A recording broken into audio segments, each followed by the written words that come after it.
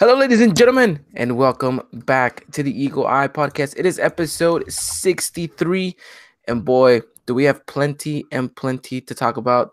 It was Clasico week not that long ago, and yes, ladies and gentlemen, yes, we walked away with both victories, something to be ecstatic about. Obviously, wasn't the perfect game in both Wednesday and Saturday, and me and Christian will go and break that down. But without further ado, let me introduce my co-host for tonight. Mr. Christian Rosendo. Christian, how are we? Doing pretty good, man. Excited because of the two victories that we got. I think this will build a lot of confidence for us going forward.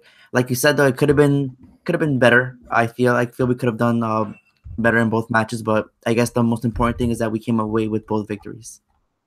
Definitely, definitely. Now, for those of you wondering where Mr. Cowboy Dan is at, he has taken the time to go down to spring break in Rosarito. So, for those of you knowing what's going on down there, well, you're gonna be seeing our good friend Mr. Cowboy Dan out there doing his 1-2 step on the sandy beaches of Rosarito. I miss him already. We all miss him already. So, um, I guess let's get down to it. I mean, we got plenty to talk about. We got the Clasico to break down. We also have Club America, who, even though it's an international break, have a friendly coming up against Atlas in Carson, California. We'll have more news about that right now coming up. And then, of course, we're going to be talking about the Mexican national team in regards to this friendly against Chile. We'll break down the roster. We'll talk about whether or not we think some of the people were that are there are supposed to be there, or if we feel like someone got left out. I know that's kind of been a topic all around. And then, of course, we'll talk about that New Jersey, see whether or not we like it, and see what people in the chat think about that. I'm still up in the air about it, and we'll discuss about it a little bit later. And then, of course, we have trivia, and then I guess that's kind of the basis of what today's show is going to be. But you know what? Let's get to it. All right, Christian. Well, Club America defeated Guadalajara in the Copa MX last Wednesday. It's almost a week ago that this happened. It was the quarterfinal match setting in the Estadio Azteca. We talked about it with the people from the Chivas del Norte podcast. We talked about it with a couple of other people in regards to the community, and it seemed that a lot of people had Chivas winning this match. Mm-hmm. Um, I don't know. Why did you think so? I mean, after the match and after the game from Saturday, I talked to a couple other people, and they were kind of not surprised that the Copa MX went the way it went. And I was kind of curious because it seemed for the most part, some people were expecting Chivas to walk out on top on Wednesday, and then come Saturday after the two victories, they weren't surprised that the Copa MX was thrown out. What's kind of the deal with that? What did you think about that? I don't know. I also had a little trouble understanding why people preferred Chivas over America in the quarterfinal match. I'm guessing just because they felt like the league was more important, but I guess people seem to forget that America, like as an institution, like they want the Copa Mexi, so I guess it was a main priority this season for the players. But yeah, no. After both matches, you kind of wonder why people were saying that, you know. Yeah, yeah. But we were confident going into this one that we were gonna Definitely put in confident. the best the best lineup possible for Hmm. it, and it showcased. I think if we break down that game, both of these games end in a 2-0 result. Both of them could have been better. America could have had a much bigger scoreline in both of these games. But if Yes. I go back and I think which game looked better all around, I think Wednesday's matchup was played better Hmm. than Saturday's, Yes. you know? No, 100% And agree. and let's talk about that because okay, so we go into Wednesday's game. Our starting 11 is practically full Liga MX starters, and then you add on top of that Carlos Vargas and Clemente, who, by the way, Hmm. Clemente had a great game. Finally, a game Phenomenal. in which we can say this kid definitely has a spot in America if he continues to play the way he played against Chivas. Yeah. Um, but you look at the formation, we thought, okay, yes, this is exactly what we expected America to come out with. This is exactly what we thought that they were going to do. And kudos to Pio Herrera for coming out and actually, completely getting it right in that sense. Put Cardoso a little bit on edge and just completely kind of neutralized everything that he was doing on that pitch. I think the players knew what they were up against. They knew what they were playing at. They kept the ball for the majority of the time.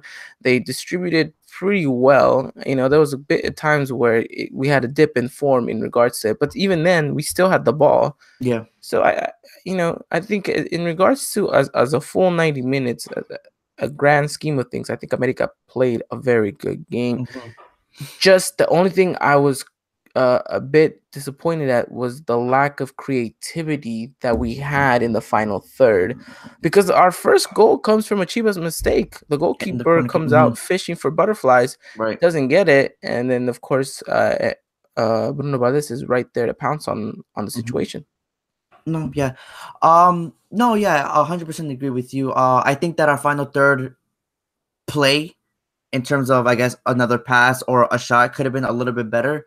But I don't know if you agree with me, but I feel like this was probably the best game of this season in terms of, going forward and having like a mindset or like a play style on how to attack the opponent. Because as you saw, Ibarguen was heavily involved in this game. And I think you even said it in our group chat that it was like a breath of fresh air for us, because we actually have two options to go to instead of always going to Renato Ibarra. And just by us going through Ibarguen just gave us so much more like options going forward. Yeah, he was the game changer on Wednesday, and then Renato Ibarra was the game changer on Saturday. Yeah. I think it was interesting to see him drift out wide in the first couple of minutes and then kind of drift towards the middle as the game continued, and then kind of vice versa, kept switching in and out with Clemente in that spot.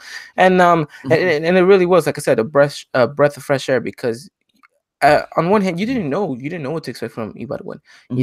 He was coming back from an injury. He had just came back from an injury. He wasn't looking like himself. And then he comes into this game. You don't know 100% whether or not you're going to get the Ibarguen that you wanted, or if you're going to get this Ibarguen that just completely gets you, why are we even playing him?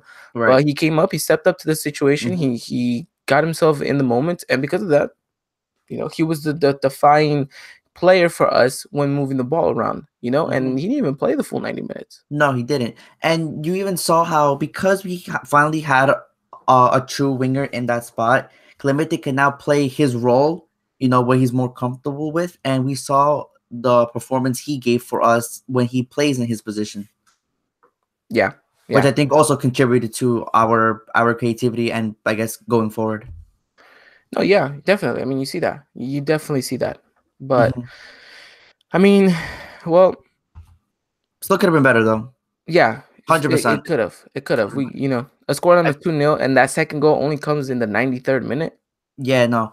I feel like, I think it was this game, and I'm pretty sure it was this game, because I saw a lot of individualism from all the players. I don't know why, to be honest. We looked like we had a proper game plan going forward, but then there were a couple moments where you saw, I think I remember one time Aguilera even came from like the midfield and just tried to take on everyone.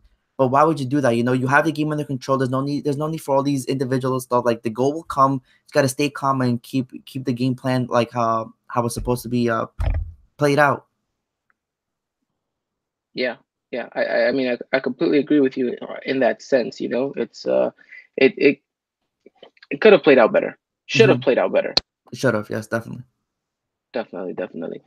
Alrighty. Well, anything else you want to talk about in that Copa MX game?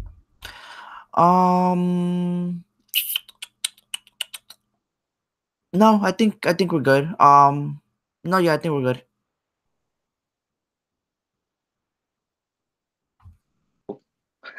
my microphone was I don't know what's going on. Oh, I thought something was wrong with my headphones, because like they've been like weird the past couple of days, so I thought they finally gave out, and I was like, well, I don't have headphones now. Like, great. Yeah, so okay, good. It was just your mic. No, but yeah, I think we got it covered. It was a great win though, definitely. Now we're into semifinals now. And I think that was the most important part. Yeah, definitely.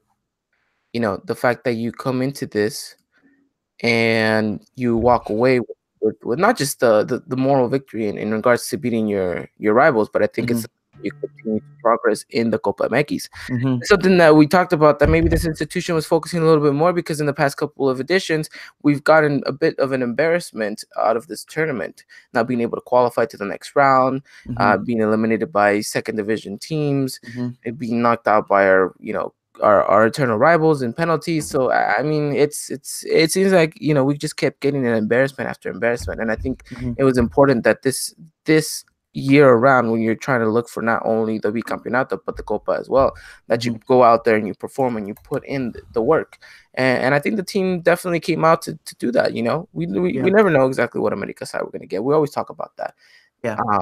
But the fact that we came in and we actually, just looked like a side that was hungry for this competition, it says a lot. It says a lot. And you would imagine, okay, maybe they would have been tired out for Saturday, but no, we'll talk about the game right now. And I think it looks like this team is hungry for both. And I think this Copa MX game sparks something in these players Yeah. that that maybe is the turnaround for the season. So for the rest of these games to come, we'll see a much better America side. And if it is perfect, because we said it's do or die at this point, because these next couple of games are not going to get any easier. No, definitely, and I guess this was the same narrative last season too. I kind of sounded like a broken record, saying that, like, the upcoming games are going to be the toughest ones. The toughest, the worst is yet to come for us. That the true test lie ahead. And you know what? This is it. Our next league match against Tigres. That won't be played this week. I'll play next week. But it's good to see the team build kind of confidence after a few shaky performances in the last month, I would say. So yeah, no, definitely great for morale. Great for morale. I meant great for confidence going forward. But yeah, no, definitely was a huge victory for us. Definitely was. So America moves on into the next round. Our next opponent is Cholos next Wednesday, correct? I don't know, actually. Let me verify that. I'm over here saying lies. Probably it's not even probably until like April or something. We should also note that on the other side of the bracket, it's Juarez and Pumas on the other side. Am I correct on that? Interesting. So it looks like the time is still yet to be determined, but it looks like it's going for Tuesday, April 2nd. April 2nd? Okay. Yes. It is Juarez and Pumas. Okay. Depending on the time in regards to that is how we will schedule the podcast. If the game does not intervene with the podcast, we will still podcast, and we'll probably talk about the game as soon as the game is over. Yes. If not, we'll go and we'll podcast the next following day on a Wednesday. So make sure you guys stay tuned for that. Follow us on social media at Eagle Eye Podcast on Twitter and Instagram. We'll let you guys know exactly what the podcast schedule is going to be looking like for that day. But as for right now, it looks like our semifinal is going to be at home against Tijuana on Tuesday, April 2nd. Nothing is 100% sure confirmed, but it looks like that's going to be the time. I mean, the date, still waiting on the time. So then the final will be played the following week after that. Correct. And now you mentioned the bracket is Pumas and Juarez, correct? Yes. Now, in case America should advance to the final, unfortunately, it will not be played at the Azteca. We would have to go to either Juarez or CU to play the final. Now, why CU if I'm showing that America and Pumas both tied on the same points? I think Pumas is a higher ranking. I'm pretty sure that's why. I think America's 4 and Pumas is like 3 or 2. Because I see that the goal difference... Oh, never mind. Yeah, Pumas got a 1 goal difference better than us. Well, it looks like that's going to be that. Oh, well. It would have been nice to be able to continue this run into the Azteca all the way to the final. Oh, no, definitely. But, I mean, if you want to showcase the best form of football possible, then sometimes you got to go away and lift that trophy on foreign soil. Yeah. Pumas is 3 and Juarez is 2, which is pretty funny, actually. But it would be nice lifting the cup in CU. So let's hope for an America Pumas final. So Juarez doesn't matter as long as we lift the cup. I think that's going to be a stamp of authority on this season. Whether or not we can continue that run of form into the Liga, that's going to be up to the players. And I think a Copa is definitely the thing to motivate them in the right direction.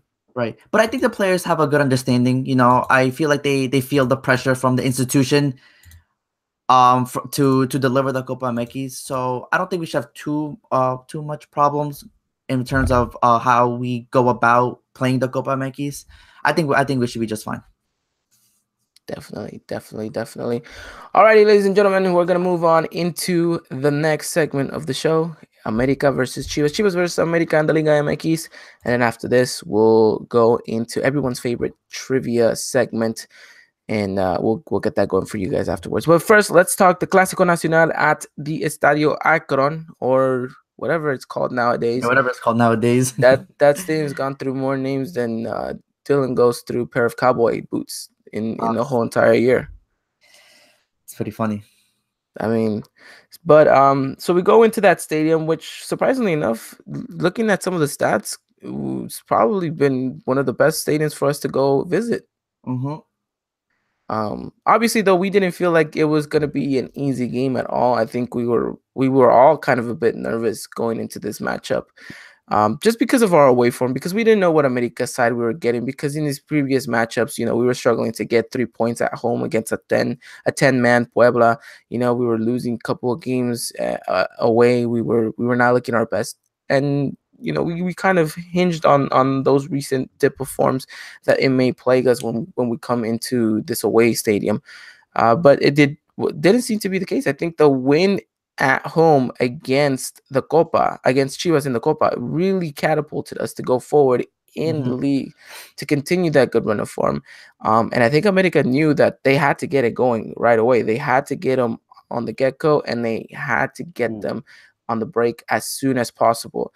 And as soon as possible came in the 3rd minute, correct? The 2nd minute, actually. 2nd minute of the match. Well, let's break it down for these people, and before that, let's give them the formation at least, so we can at least give them an idea of what America was looking like in this game. Now, in goal, of course, as always, the birthday boy of the night, Agustin Marchesin, turning 29, correct? 29, yes.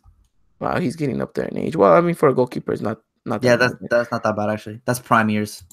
That is prime years. So prime Marchesin, I'm all for it. So for it. All right, the back four was Paulo Aguilar and Georgie Sanchez as fullbacks, Bruno Valdez, Emmanuel Aguilera in the center back spot, Edson Alvarez and Guido Rodriguez in the center mid spot, which was kind of a bit controversial. Maybe we'll get into that discussion right now. Andres Ibargüen, Renato Ibarra on the wings, Mateus Uribe in that cam position, and Nico Castillo up top.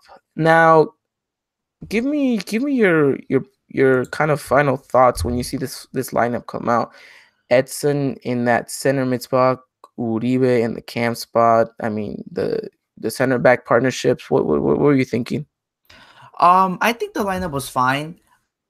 I actually liked the lineup a lot. I think it gave I think we strayed away from the 2 striker formation, the 4-4-2, and I think that allowed for more wing play. And the way that Ibargüen was playing on Wednesday and the way Renato played on Saturday, I think it just worked for us. But in the later stages of the match, I really would have liked to see Herrera kind of change it up, because we'll talk about it more in a few. But I feel like America just lost the midfield completely to a 10-man team, and that can't happen against a better team, like a Tigres or a León or a Monterrey, Yeah, no, definitely. I mean, but look at what happened when we lost the midfield to León. They completely bashed us. Mm-hmm. But for starters, though, I actually like the lineup. I enjoyed it thoroughly. You still have the two CDMs and Edson and Guido, and then for me, what I preferred was the lone striker and the cam, and you got that with Nico and Mateos. Mateos, I think, should have been subbed out because he had an awful game, in my opinion. But that's neither here or there. I'll talk about that later. Interesting, because you're kind of right in that sense that Mateus Uribe is probably the weakest link in our formation. But you're right. I think the formation played perfectly to the strengths of both Ibarra and Ibargüen. You had a couple of times Mateus Uribe get in the box with Nico Castillo. Edson Alvarez waited outside to see what he can do. But interesting, interesting. Okay, so let's we got the formation down. We got the lineup out. Now let's talk about what America did in the first opening minutes that completely changed the game on its head, and it was to do exactly what we've always said to do, Christian.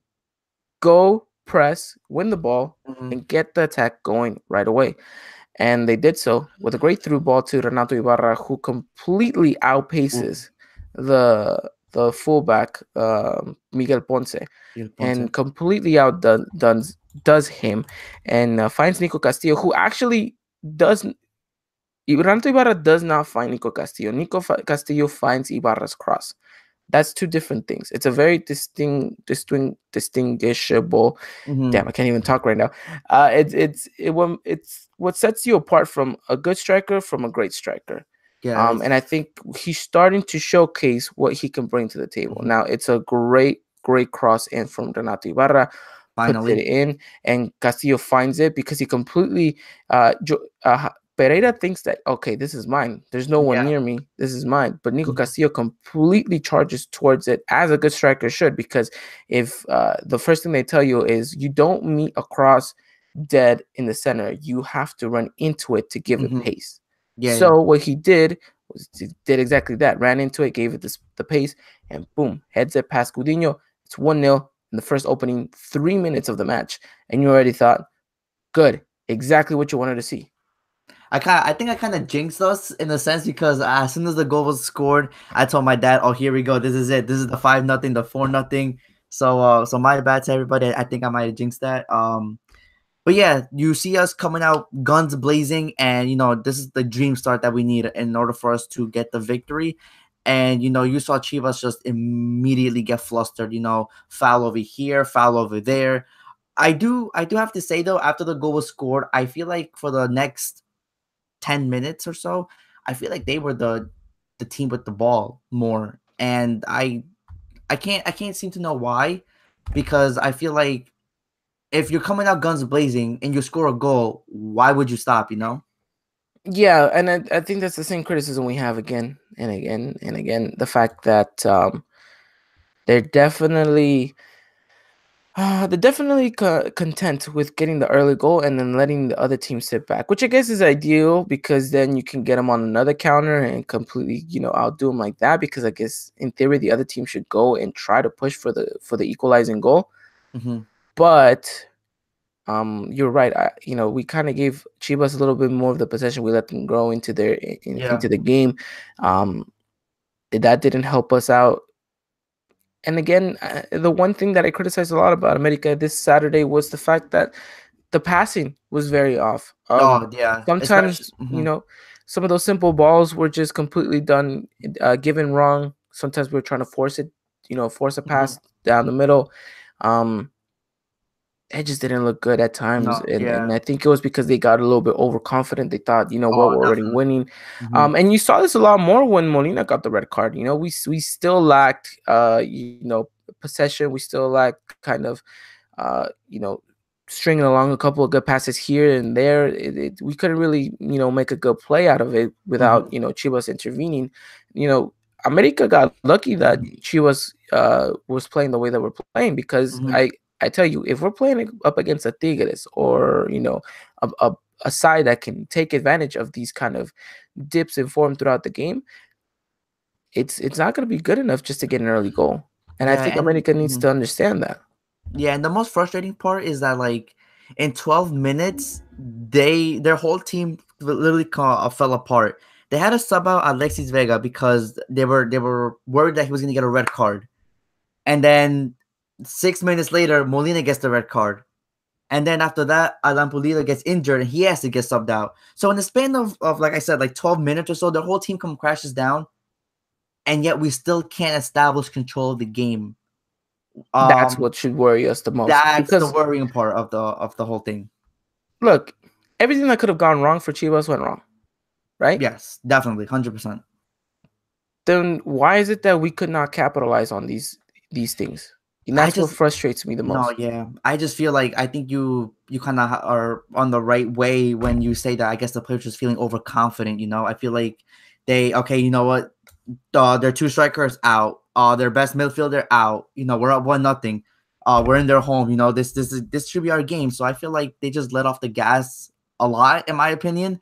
And I don't think you can do that, especially in a game like this. It's a Clasico. You're supposed to give it your all. I think everyone around the world watching should have kind of saw the game how it was being played out, and America really should have won by more than 3 goals. And it's a little bit disappointing that we didn't, because we had all the potential to do it.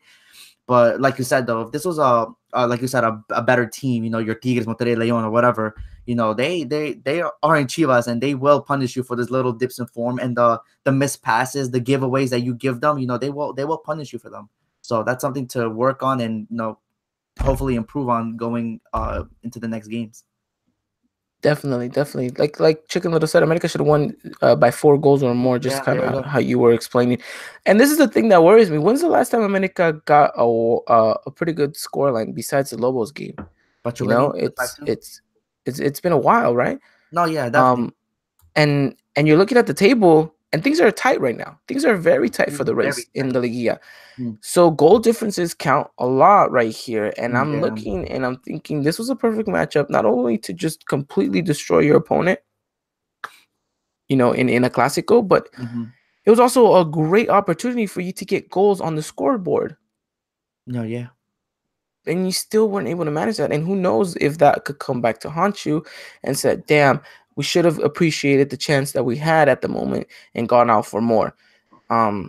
Let's hope that's not the case, because you don't really want that to ever come back and haunt you. But Yeah. I think America still needs to showcase more. They're on the right track. I think we're gonna get a better America side going forward. It's whether or not they can appreciate these chances, these dips and forms, and in throughout the game from their opponents. I just want to see them be able to be all around have a good game. And I know if Dylan was here, he would have the same complaint. It's something that we've talked to ever since we started this podcast. Is we haven't yet to see sometimes a full 90 minutes of America being consistent on the ball and off the ball, and taking their chances and shutting down the opposition. Yeah. And it's not an easy thing to do. I understand that it's difficult to have an all round perfect game, but as a champion, as title contenders, you need to be able to do that for at least 75 to 80% of the game, not just 65 and 70. And I don't think we even got 65 or 70 in this game. I think it was probably maybe 50% at max. Honestly, I would give that whole second half to Chivas. And it's mind-boggling to say that, because they were a man down with 2 of their best players out, 3 of their best players out, and it is a little bit concerning. But I really hope they improve, because it's not gonna get easier from here. It's not, and I'll tell you this much: if Chivas would have put some of their chances away, this scoreline would have been 2-2. Yeah, we got to thank Marchesín for a couple saves in the dying minutes as well. Definitely, and I think that's what frustrated me the most, just to see them switch off. But I mean, they got the job done. They did what they were asked to do. They got the 3 points, 2 goals, 2 shutouts in a span of a week against your rivals. And I mean, as a fan, I think people will be excited and happy. People were ecstatic. And it's static about these 2 victories, but they should also be a bit concerned about how the team's been playing for the most part. But it doesn't mean that we should start completely trying to figure out if whether or not this is going to work on the long run or anything like that, starting to panic or anything, but just kind of let it be what it is, and hope that Piojo Herrera can get these players going for even more. We wanted them we wanted better in the Clasico. We got better. Now we need to get even better going forward. It's not going to be easy.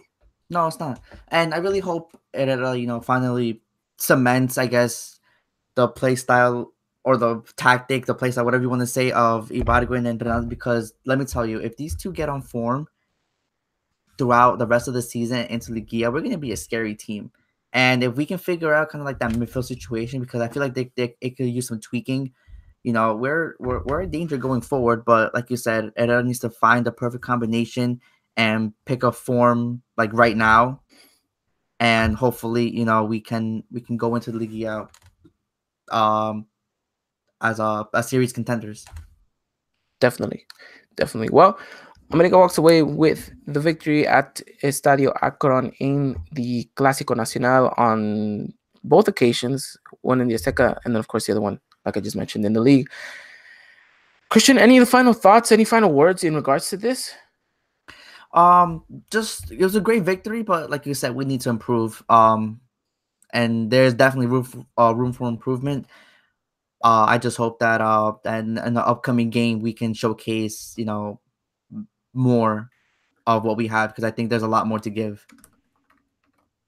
Yeah, I completely agree. Completely agree. Should have been Mhm. better. Needs No, to be definitely better. needs to be better. Yes. Um, but I think, like you said, we both said, step in the right direction. No, definitely. Um, so I mean, I guess that's pretty much it. Let us know what you guys think about the game. Let us know exactly how you guys feel about this. All of this actually. Hopefully we get a good sense of what the team's looking like for the upcoming week. Now, of course, it is an international break, so you're kind of going on a high. And the only thing that sucks is the fact that you have to wait a whole week before you can play again. And who knows if that chemistry's still there. But I'd like to think so, that it is. If some of these guys who are going out and playing against these national teams can find some form, pick up a goal or two, I think we could continue to see that good run of form for America, to extend itself even past the international break. Yeah. No, definitely. I just hope no one comes back with any injury. Yes, hopefully Yes. not. I think you hit it on the head with that one. No, yeah, I think that's the biggest fear for everybody. So knock on wood, everybody, and hopefully we get all our players back in one piece. We do have a lot of players going out, don't we? I think we're definitely the team that exported the most out of in Liga MX. What about around the world? I don't know. I wouldn't know that stat, but A lot. We had a lot of. We had. Can we name them? damn, this would be a perfect time to have like little music that goes ding Ding, ding ding, ding ding, ding ding, ding ding, ding. ding. Okay, so we had, obviously, let's start off in our positions. Okay. So Marchesín is out. He was going to the national team. Yes. Um, Bruno Valdez going with his national team. Mm-hmm. Georgie Sanchez going with Mexico. Edson Alvarez going with Mexico. Guido Rodriguez going with Argentina. Renato Ibarra going out with Ecuador. Mateus Uribe. I hope you're keeping count because I'm just naming them. Oh crap. Okay, yeah, go. Never mind. Mateus Uribe is out in Colombia, so that is 1, 2, 3, 4, 5, 6, 7. Nico Castillo, 8. And I think, I think that's it. Yeah, I think that's it. It is 8. Yeah, I'm pretty sure it's 8 players in total. That's That's a lot. pretty big. That's pretty much your whole starting lineup. And then, of course, some of the youngsters going now too with the national team. Mm-hmm. Cordoba, Clemente, Is Vargas going? I think Vargas is going too. Vargas, and then of course Ortega. Ortega also. Ortega. I think Leon. I mean, so we have a lot of players going out. We have a lot. For this international breaks. I mean, Which that's is crazy. But it's always great to see. it is. It's good to see. It won't be good to see for some of the people who are expecting some of these big name players to be at the friendly in Carson, California. But we'll talk about that right now too. Okay. So yeah.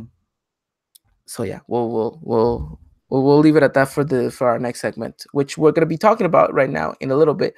But yes, 8 players in total for the men's national team, for not just Mexico but others included as well. That's pretty big. It's pretty big, yeah. And it it's great that we got talent. Great to see Marchesín Guido finally get the call up for Argentina, though. That's something that Guido has been deserving of since for a while now, and it's great to see that he gets called up. Man, I don't know, because he gets himself a couple of good games and bye Guido. Yeah, and I don't know who can dude. I mean, the way I'm seeing it is Guido and Edson, they both leave in the summer, and we have the biggest gap in the midfield I've ever seen.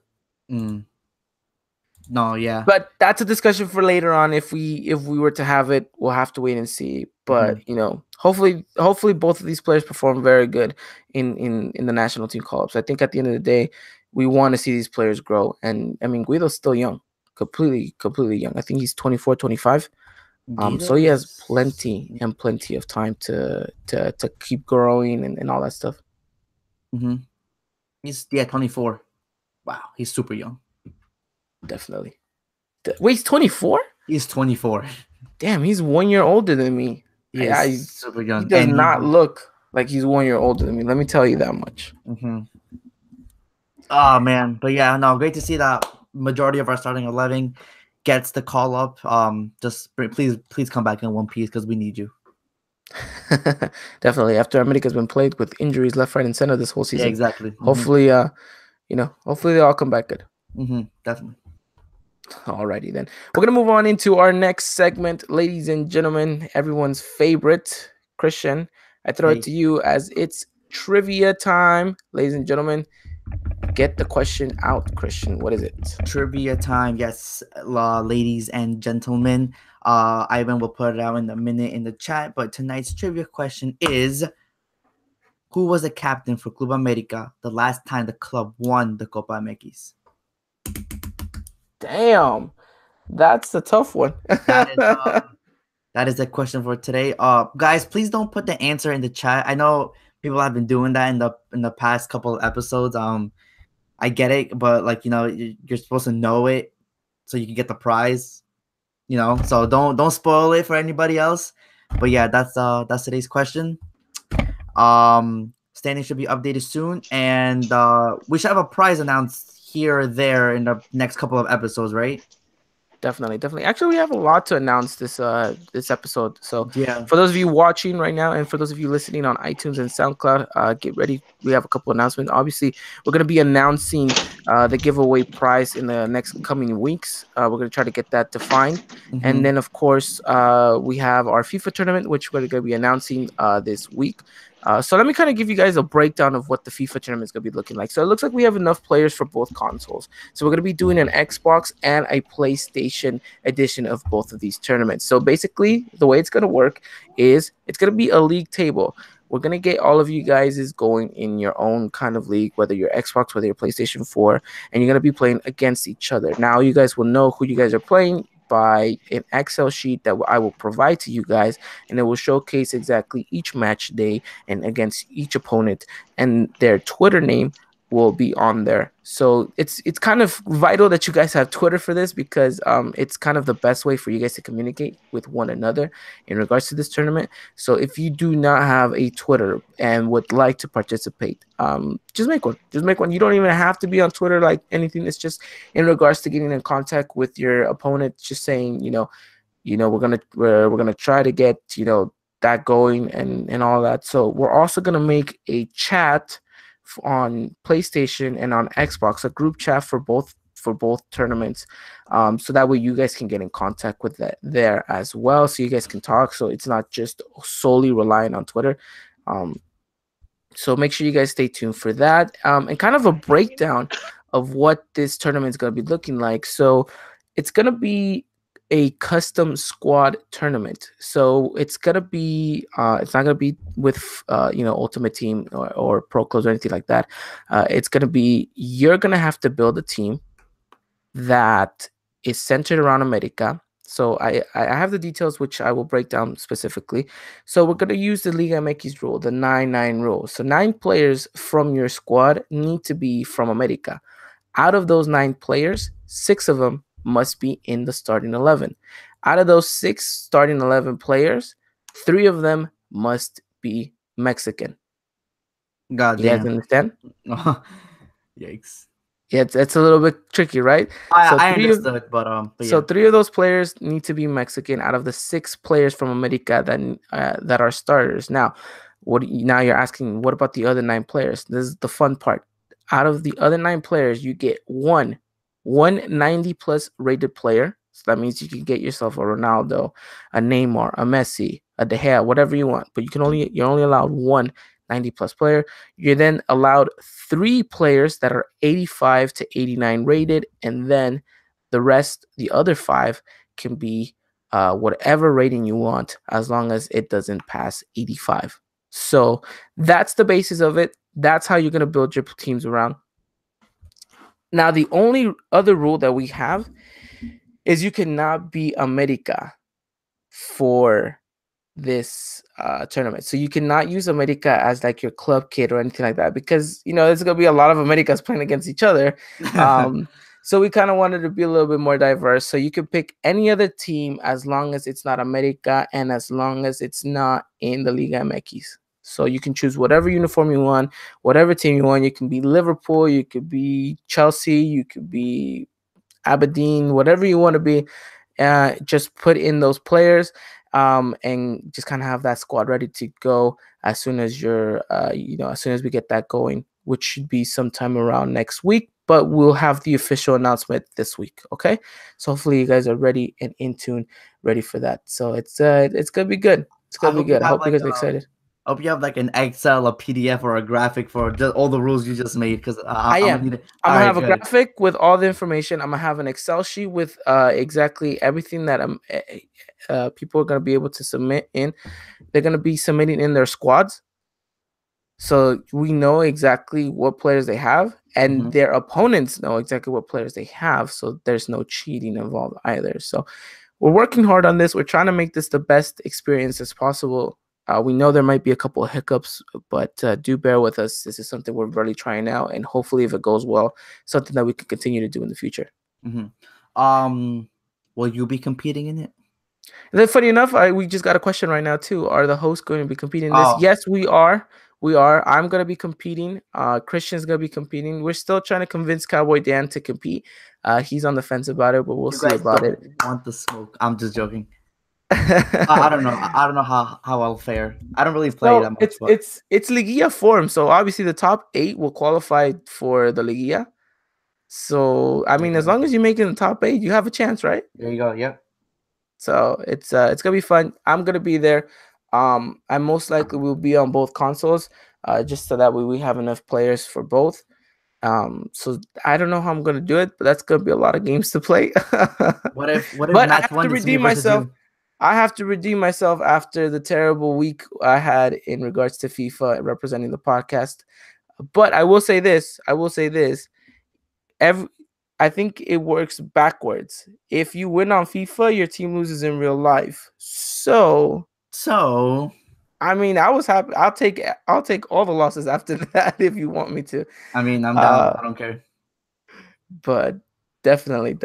So Mhm. um, yeah, we'll have that going for you guys in the coming days. So make sure you guys stay tuned to our Twitter and our Instagram, and we'll have all that information for you. Any other announcements that we need to make, Christian? You want to talk about your fun weekend? My fun weekend. Yeah, your upcoming fun weekend you're gonna Oh, have. I was like, what are you talking about? I mean, Mm-hmm. I was like, I never disclosed any information.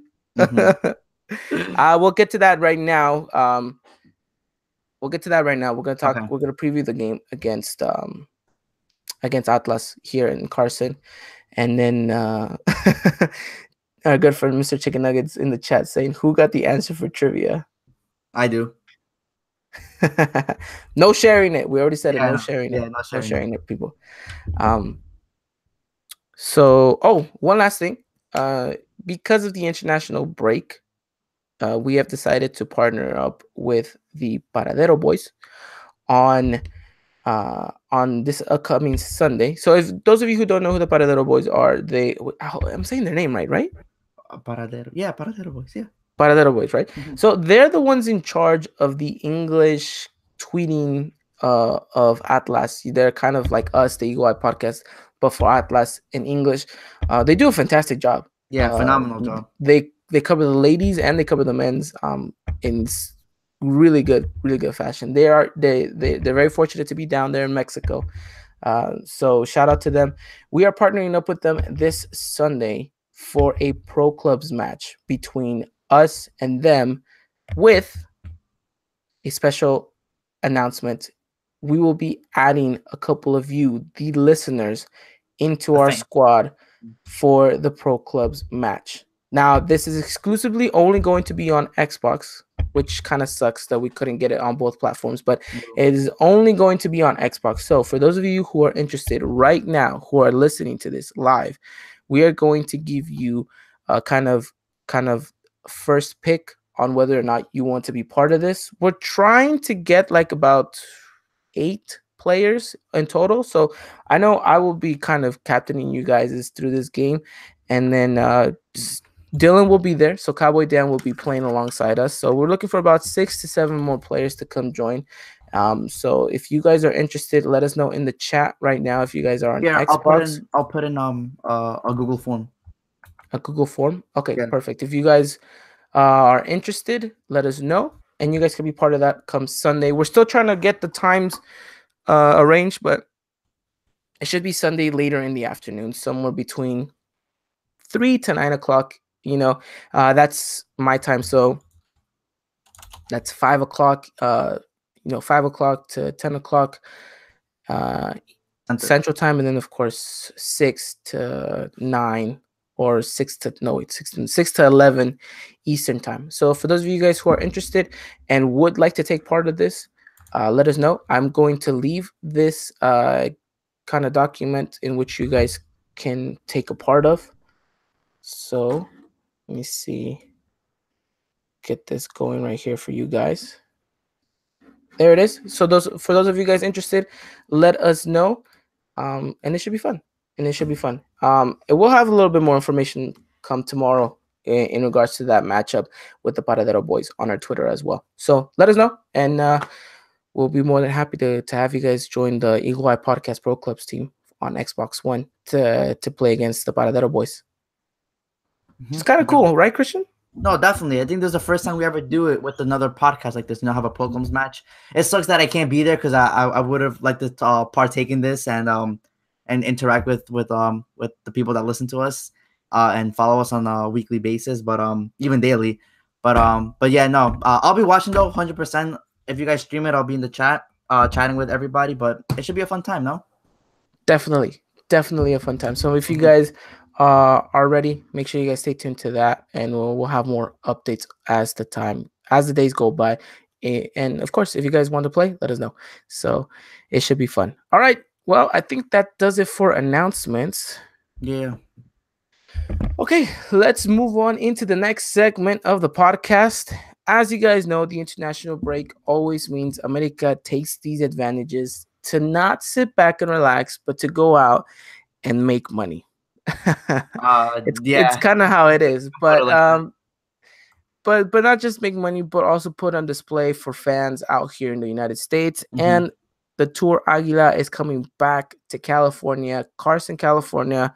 Las Águilas del América will be playing against Atlas in I call it the StubHub Center. It's not called that anymore. I think it's called the Dignity Health Sports Park or something like that. But it's the home of the LA Galaxy, and America will be playing against Atlas. Funny enough, when I was a kid, the second time I've ever went to the stadium to watch America play was exactly at that stadium, and it was against Atlas. Wow! I don't know if you guys remember the Interliga. Oh, Interliga, the famous Interliga. Oh my goodness, they're talking about bringing that back. Well, we'll see. But I remember going to the stadium that day. It was funny because you used to buy those tickets, and they used to come at a 2-for-1. So you'd get the earlier game for free, and then you stayed for the main event. So I think the first game was Ateco Santos or something like that. And I remember walking into the stadium and seeing Chuy Corona just punt the ball across the pitch, and I was like, whoa. Because, it went pretty high and went pretty far. And at the time you're a kid, you're like, that's crazy. Like, I can't do that. To this day, I probably cannot still do that. But I just remember the atmosphere being in the stadium and then seeing the America Atlas game, which we were down a goal. And then out of nowhere, Salvador Cabañas salvaged us a draw, if I'm not mistaken. Your memory is insane. I mean, you're at the stadium. That's kind of a little bit more memorable. Oh, yeah, that is true. Yeah. And that same game, I think, gave us the ticket to the final or the semifinal. And then from then on, we went to go play Cruz Azul in the final, which we were losing. And then we drew. Then we tied it up. And then we went to penalties and beat them in penalties.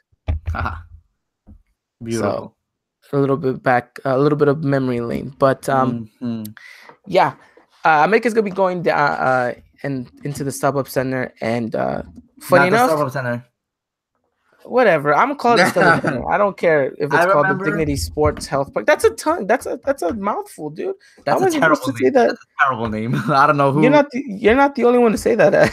Yeah. Chicken Biscuit thinks it was a crappy stadium name as well. It's because me and him have like the I don't know. We're just very alike. He agrees with a lot of what I say, so I think he's my favorite. But I remember when this game got announced. We were all over this game. Literally, the minute it was announced, I posted in the group chat. Listen, guys, what's up? So you want to tell us what's going on? Definitely, definitely. So, big announcement, and I think we kind of made this announcement to a couple of people, but the podcast will be down there again, covering another Club America game. So, thank you to every single one of you who are listening, who are retweeting, who are liking our stuff, who are following us on Instagram, who are following us on SoundCloud and iTunes. To every single one of you guys who listen here and come listen to our rambling nonsense. Because of you guys, we have another great opportunity to go out and cover this match. It's another friendly, yes, and it won't be the full starting 11. There will be no Nico, there will be no Marche, all that stuff. And I do kind of feel for some of you who are going to be going. I know Luis, you're going to be going. I know you said in the chat you were going there earlier. So you know, still with all that said, it's a great chance to see America. It's a great chance to see some of these players. We expect Menes to start. We expect Benedetti to start. You get to see some of the youngsters like Tony Lopez. Cordoba unfortunately won't be there because he's out with the national team. But you'll see a lot of great players too. So Ibarwen will be there as well. So there's some pretty big names that are still on the roster. Henry will probably start the matchup as well. So there'll be names though. There's gonna be names. There'll be names. So thank you again for every one of you who have made this possible. We will be down there in Carson, California, bright and early to hang out with you guys. I know I talked to a couple of fans that are going to be down there. Try to meet up with you guys at the fan festival outside the stadium. Maybe we could all kind of get together by the David Beckham statue and take a picture, and then we can Photoshop it and put an America shirt on him afterwards. That'd be cool. Yeah, that'd be cool. Now you have to do it now. Just because you said it, you have to do it now. Now we have to do it. We all have to take a picture by the David Beckham statue, or it never happened. Simple as that.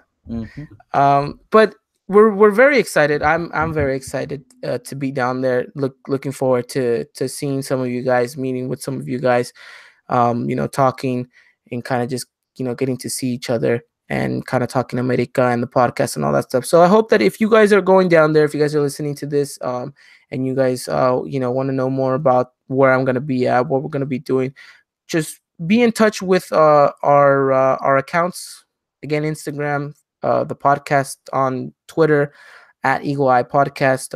You guys can follow me on my account at Ivan Pineda 83. We'll have more information as the day goes by, where I'm gonna be at, where you guys are gonna be at, where we can kind of see each other, where the fan festival, all that stuff. So we're excited about that. So Christian, anything in regards to this pre-friendly match that we should kind of say? I wish I was there. I know. I wish both of you were coming with me. No, I think that's the goal for us one day, for all of us to head down into a match and cover it together. So definitely just one day. But no, yeah, it's a cool opportunity for us. Obviously it wouldn't be possible without every single one of you guys listening to us on a weekly basis. So once again, thank you for that. Because of you guys, we are able to do cool things like this for you guys. But I think it should be a fun time. I feel like hopefully a lot of people come down there. You get to talk with them and interact and just enjoy the game together. So definitely look out for me. I will be wearing a blue polo shirt with the Eagle Eye Podcast logo and my name on there. So you guys can find me that way. There you go.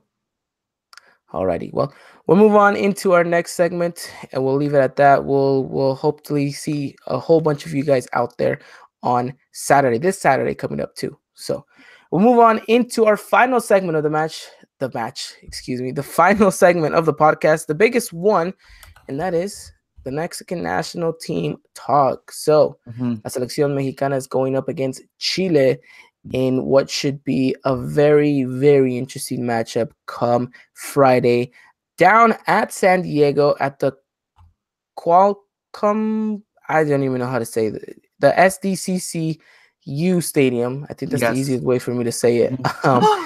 So we'll have coverage of that game. But before we break the news of all of that, let's kind of break down exactly the national team call up. Do you have the 29 roster, the man I roster, have, or yes, I have the roster. Yes. and note one thing. In the final, in yesterday actually, the news broke out that Tecatito Corona will not be coming down Isn't to Orozco San out too? Diego, and Orozco too was taken out, and Hugo Gonzalez was put in. Okay, so the call up was oh, there's a lot of names. We have the goalkeepers, Gudinho, Ochoa, and now Hugo Gonzalez. We have Edson Alvarez, Nestor, Layun, Cesar Montes, Hector Moreno, Diego Reyes, Carlos Salcedo, Jorge Sanchez as the defenders. We go into Jonathan Dos Santos, Jesus Gallardo, Andres Guardado, El Guti, El Pocho Guzman, Diego Lainez, El Chapo Montes, Carlos Rodriguez, El Chaca Rodriguez, Gallito, Piojo, Alvarado from Cruz Azul. We have Brizuela, Tecatito out right now. That'll be our midfielders, and then our strikers will be Chicharito, Raúl Jiménez, Chucky Lozano, Rodolfo Pizarro, and Alexis Vega. Nice, nice, nice. That's a pretty good, well-rounded squad, I would Oh, say. I You love know, it. Yeah, with a few missing players here and there, but overall, I think 90% of it, I love the call up. I know, I do too, I do too. Well, it looks like we have just received word that our good cowboy down in Rosarito has joined us. Dylan, how's Mexico? Why am I in Mexico? You're on spring break down in Rosarito. Don't stop lying to people. Come on. Dude, I'm already back in school. Uh-huh. That's what he wants you guys to School. think. But he's School. out on the beach right now with a mimosa in his hand, ready to two-step it to some little John. No, you don't two-step to Little John. What is this? Ah, see, so a man that knows his music knows Mm, knows all about Rosarito. there you go. Oh my gosh. Yep. You Like you filled them said, with lies. Dylan's at Papa's and Beer with as OMG it's AV has said it. So look, everyone's already seen. Look, confirmed. Cowboy Dan sighting down at Papa's and Beer. There you go. Bro, what is Papa's and beer? He's playing like he doesn't know, but he's Yeah, like a season holder for every spring break that goes down there. exactly. So he knows. He knows. So last week I have a 2 week spring break. Yeah, Yeah, you're special. Oh dear Lord. There you you go. know, stop playing with these people. You know how it is. Please. Okay. But look at the chat. Everyone's saying, Cowboy Dan doing his thing. It's just been a controversial week for Cowboy Dan. Yeah, it's been yeah. I don't want to talk about it. Mm. Alrighty then. Well, Dylan, glad you're on the podcast where we're wrapping things up with the final segment in regards to the Mexican national team call up. So Christian just read out the names. Anything in particular that stood out that you thought, well, this name sounds pretty interesting, and maybe a name that you would have liked to see on there that isn't there? I honestly think Tata just gonna do his thing and like really look at players closely. I know a lot of people were talking about snubs and some people shouldn't be there, but I think in the end he's gonna look at everybody no matter what, and so I think we're gonna see a different 23-man roster would come the next round of friendlies. But I'm not really mad about it because I could understand his thinking too. He's gonna want to see everybody, like I said, and get a feel of everybody and know their strengths and weaknesses, which I wouldn't ultimately doubt that he already knows. I'm pretty sure he's watched these players before, especially seeing a lot of them this past weekend whenever he took a trip down to Mexico to watch us a couple Liga MX games. So yeah, I'll leave it at that. Interesting. So I'll ask the same question to you, Christian. Go How do for you it. like this lineup? How do you like, not the lineup, but I mean the roster, and anything in regards to a player or two that you would like to see? No, like I mentioned previously, 90% of the call up was perfect. I loved it. You have a great mixture of youngsters and veterans in the lineup. And I think that'll help the whole team as a whole improve and in Tata's new project. In terms of the players, I think I would have liked to see Henry Martin there. Honestly, it's not because obviously he's an America player, so I'm a little bit biased. It's not even because of that. I just feel like he deserves to be there. You know, his performances the past couple months have, I guess, earned him a spot.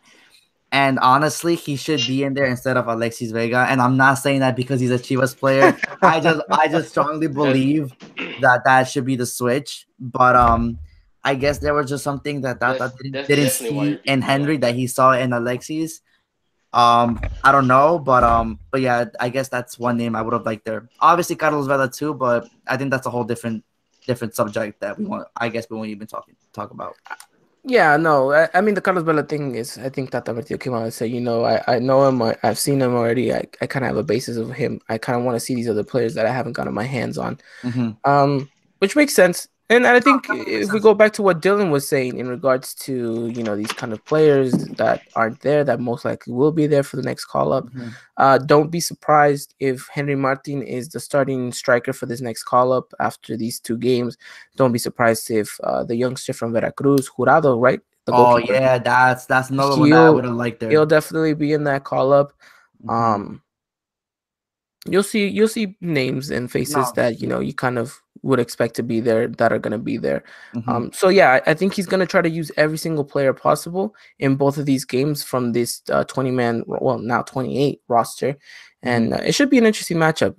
It looks like Matchup. he might just go with his full starting, like his best starting 11 off the bat in the first 45 minutes, Yeah. and then of course expect about 172 changes come the second half because No, yeah, it's a definitely. friendly. No, yeah, but that's expected though, and I just hope that whoever is on the field gives their best performance because like people got to realize that the Gold Cup's coming up very quickly, and whatever you do in these couple friendlies that you have right now will pretty much, I guess, solidify your spot in that roster for the most part. Because if you look at all the names here, this is a you can pick a 23 man out of these names alone here, Hmm. so I think it's very important, especially for the youngsters, in my opinion, to really step it up in this call up and demonstrate to Tata that they're on board with this project and they will make his life easier by doing whatever he needs them to do. Yeah, I definitely, I think definitely. they're really gonna get that chance come the second game. Yeah, against Paraguay, I think you'll Yeah, see more youngsters against Paraguay than Chile. Yes, yeah. definitely. Because I don't know. I have this feeling and this hunch that it's just gonna be a lot of Europe-based players this first game, and then I feel like for some Mhm. reason Tata's gonna send a majority of them home or back to their clubs, Like and always. then yeah, like always, and then that's it. Like nothing else is gonna happen. Like it's just gonna be filled with youngsters now. Interesting. Speaking of going home, you mentioned it earlier, Ivan. Unfortunately, Tegatito won't be joining Mexico in these upcoming friendlies due to injury. And I say injury because supposedly, Porto hasn't even confirmed an injury yet or sent something regarding an injury to the Mexican national soccer team. So, is there actually an injury there, or you think Tegatito's just doesn't want to risk any injury because of its upcoming Champions League match in 3 weeks, which I don't understand. No, I mean, it could be a lot of things. If it's not an injury, it could be something in regards to the personal life. Who knows? He's always Be- had bad luck yeah, whenever these No, national team call-ups you, happen. you you can't just say it could be anything and just say who knows. You got to name some things besides just the personal life. Well, maybe he wants to join you down at Rosarito at Papa's and Beer. Hey, he, maybe. I mean, me and him could drink some Coronas and then I can make a pun out of it because his last name's Corona. there you go. No, I mean, uh, I'd expect for him to actually have an injury if that's the case. If not, then I mean, whatever it is, it's I it's would imagine interesting something very personal. because Tata was like saying that there will be repercussions for this absence. Yeah, So that makes me wonder. Like, I'm guessing it's not an injury then, because why would he punish a player for having an injury? That makes no sense. Yeah, yeah. So I mean, I guess the most logical answer would be that he doesn't want to get injured because he has an important match in a few weeks. That's my guess. What the actual reason is, I don't think anyone will know anytime soon. But it's just a shame because I really want to see him because play. with the with the informed players that we have, I think we could have made for a great show. All right, let's talk about the game here because I think we're straying away from it. So obviously the first game is against Chile in down there in San Diego, which by the way, big news. Again, The Eagle Eye Podcast will be down in San Diego this Friday to cover the Mexican national team against Chile, and what is probably the biggest game we have covered as of yet. We had yes, a Super definitely. Clasico we covered last summer, and that was huge for us. And then now to go down to the Mexican national team game and be part of the media, well, I mean, it is tremendous news. So for those of you who are going down there to Mexico, excuse me, who are going I was like, down, what? Gosh, You're dang. gonna join Dylan? who are going down to join Dylan, make sure he's get home safe. But those of you who are going down to San Diego and who will be there at the game, we will be down there also. At least I will be down there, and You I'm always say excited we, and it's because never we. It's I am you. representing the podcast, so It's the podcast you. comes with us, with me at least, you know. Um, but again, But you're leading people to think me and Christian will be there too. that Yeah, is true because because I we're not gonna be people there. are gonna be like, "Where's Dylan?" They don't want to see me. Exactly. See, don't get people's hopes up about meeting Cowboy Dan. Yeah, But thank you to everyone who again, like we said earlier, um, has made kind of our dreams come true to be able to be part of this community, as a voice, as a source of uh information, as a source, like a media outlet in which you guys can come to for news, reports, breakdowns, and etc. Truly, from the bottom of our hearts, we are so thankful that you guys have given us this opportunity, and we hope to make you guys proud. So this Friday, we're gonna do our best to give you the best coverage on this Mexican national team game against Chile. So I mean, we're excited. I hope you guys are excited. I hope to meet all of you guys down there. I'm gonna be meeting a whole bunch of people from the community, so I hope to see you guys there, the Mhm. Americanistas in full, and hopefully we can all take a picture. And We're that'd be pretty awesome. Yeah, we're definitely. com we're coming for you, Fomex. We're coming for you, Filmex. We're definitely coming for you. Well, going back to the game, it looks like it's gonna be a fun one. I mean, Chile's coming with a pretty good, strong squad. Obviously, not the strongest possible, but I mean, what more could we say? It'll be a good first test, I guess, in a sense. Hmm. Mm-hmm. It'd be interesting to see the lineup whenever it Oh, comes time. definitely, yeah. I can't Do even you guys predict the want to winning give a team. predicted lineup? Oh, I just said I can't. I mean, I can try. No, I don't even George want to shaking his head. try. No. All right, just give me who starts in goal. That's all that matters to me, to be honest. Ochoa, Who are the three again? Gudinho, Ochoa, Ochoa, Godinho, and and Hugo. Hugo. Wow, just step over each other. Okay. I think it'll be Ochoa. Yeah, I think Ochoa too. All right, I'm hoping for Ochoa as well. Let us know in the chat who's starting in goal and who's starting up top, because I'm pretty sure it's gonna be a lone striker. Raul Jimenez. Hmm. This Got to be just right.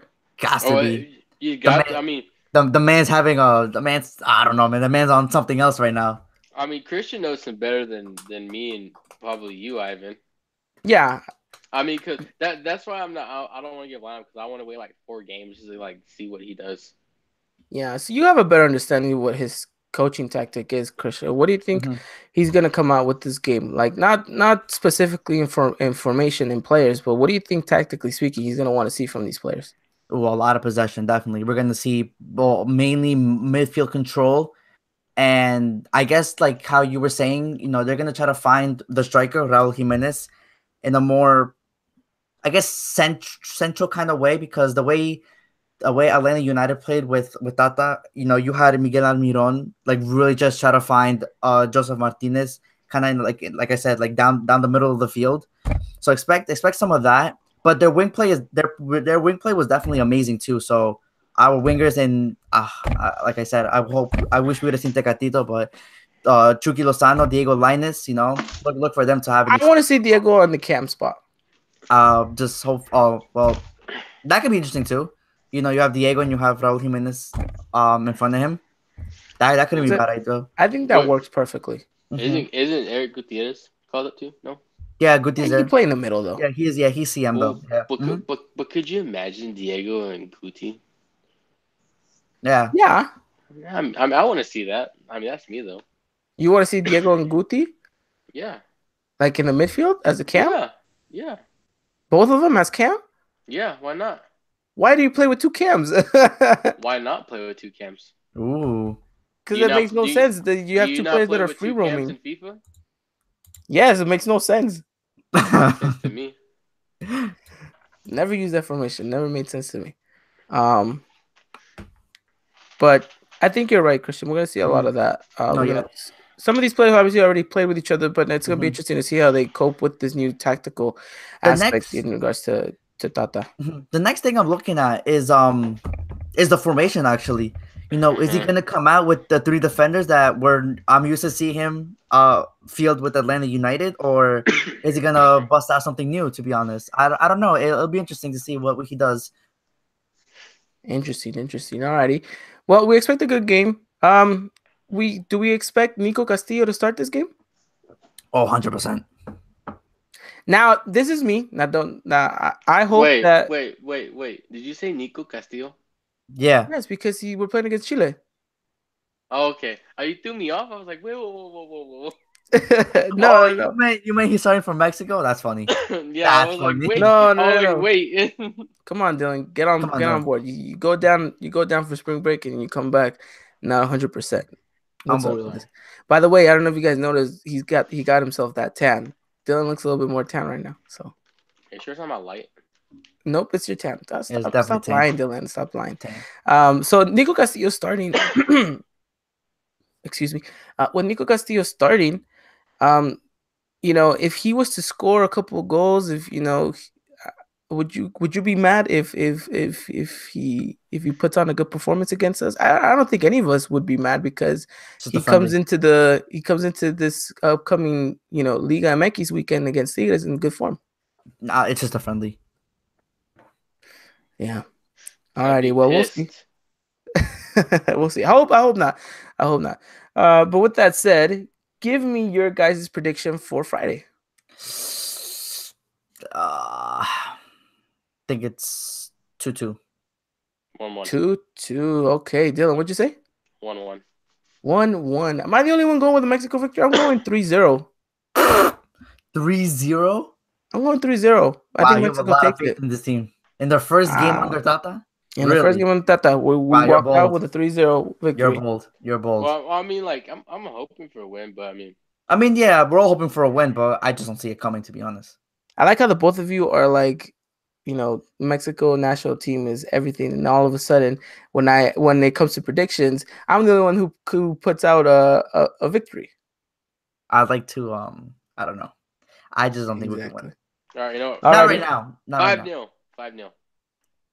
5-0. Well, Chicken Nuggets 7-0. 7-0. Why not? But the way I see Leva, our good friend Leva's back here saying Mexico 2, Chile 0. And well, for those of you guys who are interested what FIFA has said, well, FIFA is going with a 4-3 victory, but for Chile. For Chile. Interesting. That'd be a fun game. That would be a fun game. Definitely a fun game. But we'll have to wait and see. A lot of people are predicting a draw, though. It looks like a lot of people think this new Tata Martino side maybe isn't 100% ready to go against this Chile side. And let's not forget, this Chile side is not as strong as we expect it to be. There's notable absences. Ooh, somebody put Chile wins in the chat. Yeah. So maybe I don't know. I just think we're obviously we're not even gelled enough yet. I mean I don't know. It's just a whole new system we're gonna be playing. I just can't see a victory against Chile. No matter I guess their call up. I mean there's gonna be some names there, but I don't know. I think we're gonna win against Paraguay though. If that makes and that's sense. what I was going by. Okay. This next game against Paraguay. What is you guys' prediction? If you guys, we already talked about some of these European players probably heading back or maybe not even seeing minutes. Mm-hmm. I think it was yeah. So prediction for Paraguay. I think we win 3-1. Yeah, 3-1 for me. I think Bruno Valdez scores a stunning header against us though. I think Mexico Paraguay is a draw. Wow. First you bring positivity, and then you regress and go down. I don't understand I you. I don't know. The way I'm seeing it, the way I'm calling it, I think Paraguay's a draw. Paraguay's very 'Cause the- interesting for me because I know a lot of people in Paraguay. You have Ceci coming back. yeah, yeah. Ceci, Bruno Valdez, Tito Villalba from Atlanta, Miguel Almiron, former Atlanta United player. I mean, you have a lot of good, decent players. I'm just saying, like, if we're going with that same mindset of these youngsters getting more minutes Mhm. in this Paraguay game, I find it difficult for them to break, Oh yeah. break it down. Really? That slipped my mind. I That think I think I definitely think the slipped my youngsters mind. do a good job. Honestly, I think the youngsters that we have are very capable of coming out with the victory. Yeah, I'm not saying they can't, but I'm just the way I'm looking at it is I feel one. Okay, 1-1. I still think we win. Alrighty, okay, interesting enough. Well, anything else you guys want to add on to the Mexican national team? Talk. I'm excited. Yeah, it's gonna be fun. I'm actually really excited to watch this new team. Alrighty. Well, let's close out the show with the final segment of this podcast. The jersey has just released for this new Mexican Who's national team copping? era. It's Cop a it. black grayish. I don't know what to call it. It's an Aztec look. Yeah, But It's legit. what do you guys say? Do you like it? Do you not? What's the deal? I feel like it'll grow on me. Like at first I saw it and I was like, black again, really? But then I started looking at it more. I kind of like it though. I like it. I like Cop it. that in a Yeah, I like heartbeat. it. I mean, I'm gonna cop it either way. So I'm not the biggest fan. I mean, I can see Nobody why, asked you, but Ivan. Hmm? Nobody asked you, Ivan. You asked us. I mean that's kind of true, but nah, I don't really like it. I don't think I it's like it. It'll grow on you. mm, Yeah. It'll grow on you. I It'll grow doubt on you. it. It'll grow on you. Because a jersey that grows on you, you see it again, time and time and time again. You're like, oh, okay, I'm getting used to it. In the national team, you don't really see it as much. Obviously, they're gonna be playing with it um Gold come Cup. Friday. Oh, and Friday too. But what? What? I don't know. You said something. I didn't see nothing. Go on. Whatever. I don't know. I don't like it. To be honest, I don't like it. You guys can roast me if you want, but I'm not a big fan of it. Roast this man. But I mean, we'll see. Oh, I mean, will I get one? Maybe. I don't know. Depends how I'm feeling. If you get one, then it's gonna snow in Texas. Okay, I'll say this much: if Mexico beats Chile, I will get one. Okay, deal. Yeah. You Simple said as it that. though. Said it. I And said it. you're buying one for me and Christian too, right? What? Cool. Okay, Christian, you heard it. I Everybody never heard said it here. that part. Y'all heard it here, Yes, folks. yes, yes. I Y'all heard heard it it here. first. Yes. Someone clip that, please. I'll think about it. I'll think about it. If they win 3-0, if they win 3-0, yes. All right. I'll buy the whole podcast a Oh jersey. my goodness. Oh my goodness. Oh my goodness. So Christian, Dylan, and me, I'll buy as a jersey if Mexico wins 3-0. Deal. So we'll make that a deal. So you guys can clip that if you want. But Yeah, clip that, please. that does it for us tonight. We talked about everything. We talked about America's great week in the Clasico edition, beating both Guadalajara 2-0. Dylan, anything you want to say on that? I know you weren't here for that. It was. I thought it looked pretty good for most of the game. I really liked the way we play. I think Christian said it too. Toward the end, we kind of started to slack off, and after that first goal, that was something that I really, really was questioning. Like, when are we gonna take that dip off? Are we gonna let Chivas back into the game? It didn't really seem like it at times until like the very maybe like last 15 minutes to me. I just felt like it was a lot of pressure and like the guys were just like really into it and a lot of going. Um, I think some guys are actually like, felt the colors and were sometimes trying to overdo some things. And I was like, no, just do your job. But at the same time, like it was a classical. Like, you know, I don't know. It just seemed like it was a overall good win for the guys. Yeah, and not just in that, but it's a turning point in the season. I feel like 3 points after we've been calling for 3 points for a little bit. It's really a turning point at this point. It was really, really needed that we get these 2 points. Interesting. Interesting. Dylan walks in for the last couple of minutes and completely destroys everything me and you talked about, Christian, Something saying it like was a that. good it was a good victory when we were Mhm. bashing them for uh not that great of a victory in our eyes. But Wait, hey, did you what are you say gonna the do? Copa or did you say the league? I was talking about the league game.